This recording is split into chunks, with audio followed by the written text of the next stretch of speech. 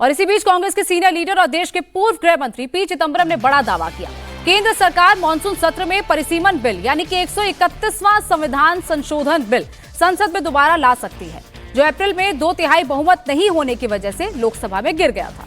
चिदंबरम का यह दावा है कि इसके लिए शरद पवार की एनसीपी और स्टालिन की डीएमके के साथ बीजेपी संपर्क में है।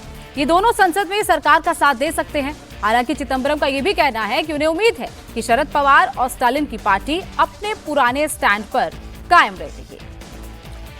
टी राघवन इस वक्त हमारे साथ लाइव जुड़ गए हैं। राघवन, डीएमके को लेकर इस वक्त क्या सिचुएशन है, कहा तो जा रहा है क्योंकि इंडिया गठबंधन से तो अलग हो गई है, तो क्या 22 सांसद समर्थन देंगे? क्या इस वक्त सिचुएशन है, वहां से क्या खबर? जी देखिए, 22 सांसदों का समर्थन बहुत ही जरूरी है इस बिल को 2/3 बहुमत के साथ पास करने के लिए। लेकिन आपको ये ध्यान देना होगा कि बहुत समय गुजर चुका है, तकरीबन कह सकते हैं कि कई घंटे बीत चुके हैं पी चिदंबरम के इस सोशल मीडिया पोस्ट को लेकर, लेकिन अभी तक डीएमके का कोई ऑफिशियल क्लैरिफिकेशन नहीं आया है। आपको याद होगा कि चुनाव के वक्त, जब तमिलनाडु में चुनाव हो रहे थे, उस वक्त ये बिल वहां पर इंट्रोड्यूस किया गया था, जैसा आपने बताया वो गिर गया था। हालांकि उस वक्त सबसे पहले कन्याकुमारी में हमने देखा कि उस ड्राफ्ट बिल को काले कपड़े पहनकर एमके स्टालिन ने जलाया था और ये कहा था कि ये साउदर्न स्टेट्स, खासतौर पर तमिलनाडु के लिए बहुत अन्याय की बात होगी। अगर पॉपुलेशन के बेसिस पर परिसीमन किया जाता है तो फिर इससे बहुत ज्यादा नुकसान जो है वो तमिलनाडु को होगा। सीटें भी जो है वो 39 से घटकर 31-32 रह जाएगी। हालांकि अभी भी इस बात को बीजेपी जोर देकर कह रही है कि उस वक्त भी ओरली ये प्रॉमिस किया गया था कि 50% बेसिस रेशो पर जो है वो परिसीमन किया जाएगा। उस लिहाज से तमिलनाडु को 58 से 59 सीटें मिल सकती है। हालांकि उस वक्त वो रिटर्न में जिक्र नहीं था। देखिए, पहले और अब में क्या फर्क आ गया है,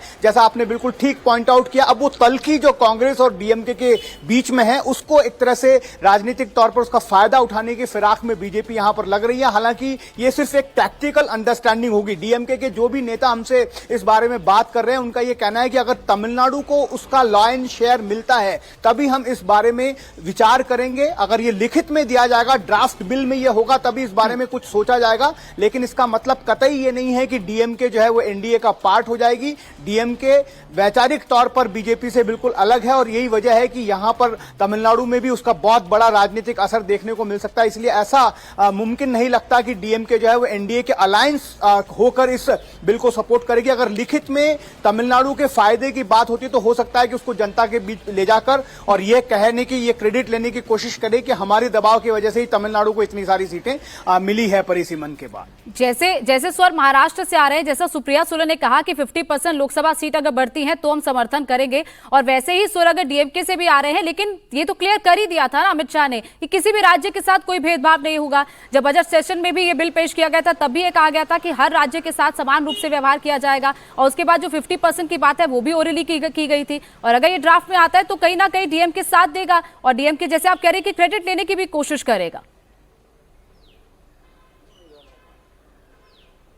जी बिल्कुल, देखिए उस वक्त लिखित में कुछ नहीं दिया गया था। डीएमके नेता जो हैं वो यही लगातार कहते हैं कि उस वक्त हालांकि पार्लियामेंट में अमित शाह ने ये बात कही थी, लेकिन लिखित में कोई भी ऐसी गारंटी उस वक्त उन्हें नहीं मिली थी कि इस बिल का अगर समर्थन किया जाए तो आने वाले समय में ड्राफ्ट में किसी तरह का मॉडिफिकेशन होगा। इस बार ये कहा जा रहा है कि अगर ड्राफ्ट बिल में ही उस बात को बहुत क्लियरिटी से लिखकर दिया जाता है कि 50% जो है वो बेसिस रेशो पर बाकी राज्यों को भी उस लिहाज से मिलेगा और तमिलनाडु में भी उसमें हिस्सेदारी जो है वो न्याय संगत होगी, उसी बात पर जो है डीएमके को ये एक मत बनाने की कोशिश करेगी। हालांकि अभी तक स्टालिन जो इसके धुर विरोधी रहे, आपको याद होगा कि इलेक्शन के वक्त भी स्टालिन ने कम से कम 3 से 4 दिन तक पूरा कैंपेन तमिलनाडु में चलाया था कि किस तरह से बीजेपी जो है तमिलनाडु के हितों को की अनदेखी कर रही है, कैसे जो है विश्वासघात तमिलनाडु की जनता के साथ किया जा रहा है। तो ऐसे में अचानक यू टर्न लेना डीएमके के लिए भी बहुत राजनीतिक तौर पर पॉसिबल नहीं है। लेकिन अगर ऐसी कोई बात सामने आती है जिसमें तमिलनाडु को एक बड़ी हिस्सेदारी परिसीमन के बाद मिलती हुई दिखती है, तो हो सकता है कि सिर्फ इस बिल को